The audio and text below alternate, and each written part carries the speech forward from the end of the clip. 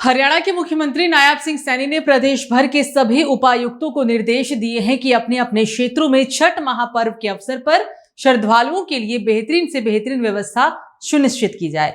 उन्होंने कहा कि ये पर्व आस्था, अनुशासन और पवित्रता का प्रतीक है, इसलिए प्रशासन की जिम्मेदारी है कि किसी भी श्रद्धालु को पूजा अर्चना के दौरान किसी भी प्रकार की कोई परेशानी का सामना ना करना पड़े।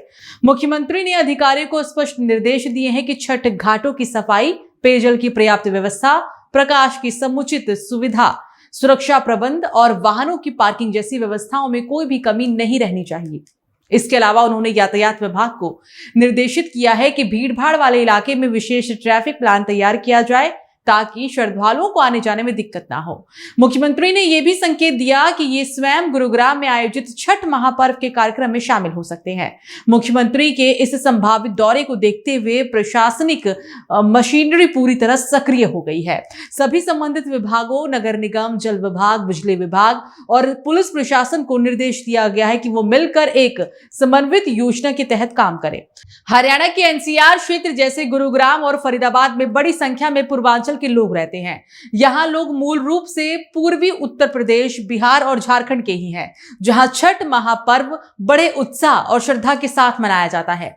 हरियाणा सरकार का इस बार भी अनुमान है कि लाखों की संख्या में श्रद्धालु छठ व्रत करेंगे और घाटों पर सूर्यदेव को अर्घ्य देंगे।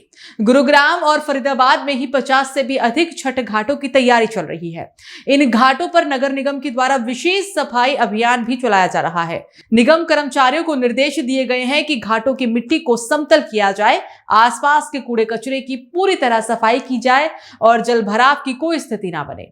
इसके अलावा पेयजल टैंकर, मोबाइल शौचालय, अस्थायी बिजली कनेक्शन और प्रकाश व्यवस्था की विशेष तैयारी की जा रही है ताकि श्रद्धालुओं को किसी भी तरह की कोई असुविधा का सामना ना करना पड़े। पुलिस विभाग ने घाटों पर सुरक्षा को देखते हुए महिला पुलिसकर्मियों की तैनाती भी करने का निर्णय लिया है। मुख्यमंत्री नायब सिंह सैनी ने कहा कि छठ पर्व के दौरान ट्रैफिक व्यवस्था में किसी प्रकार की कोई गड़बड़ी नहीं होनी चाहिए। विशेष रूप से उन स्थानों पर जहां बड़ी संख्या में लोग पूजा के लिए पहुंचते हैं, वहां पर्याप्त संख्या में ट्रैफिक पुलिसकर्मी तैनात किए जाएं। उन्होंने निर्देश दिया कि श्रद्धालुओं के आवागमन के मार्गों को पहले से ही चिन्हित किया जाए और पार्किंग की व्यवस्था ऐसी हो कि वाहनों के कारण जाम की स्थिति ना बने। प्रशासन को यह भी कहा गया है कि छठ घाटों के पास इमरजेंसी मेडिकल टीम और फायर ब्रिगेड की यूनिट भी स्टैंड बाय पर रहे। छठ महापर्व के दौरान हरियाणा सरकार के द्वारा की जा रही तैयारियां इस बात का प्रमाण है कि प्रशासन इस अवसर को लेकर पूरी तरह गंभीर है।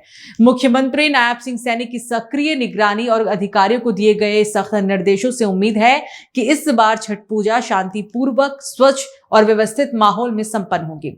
हरियाणा में छठ केवल एक धार्मिक आयोजन नहीं बल्कि हजारों परिवारों के लिए आस्था, संस्कृति और एकजुटता का पर्व बन चुका है और सरकार इस पूरे आस्था को सम्मान देने के लिए पूरी तत्परता से जुटी हुई है।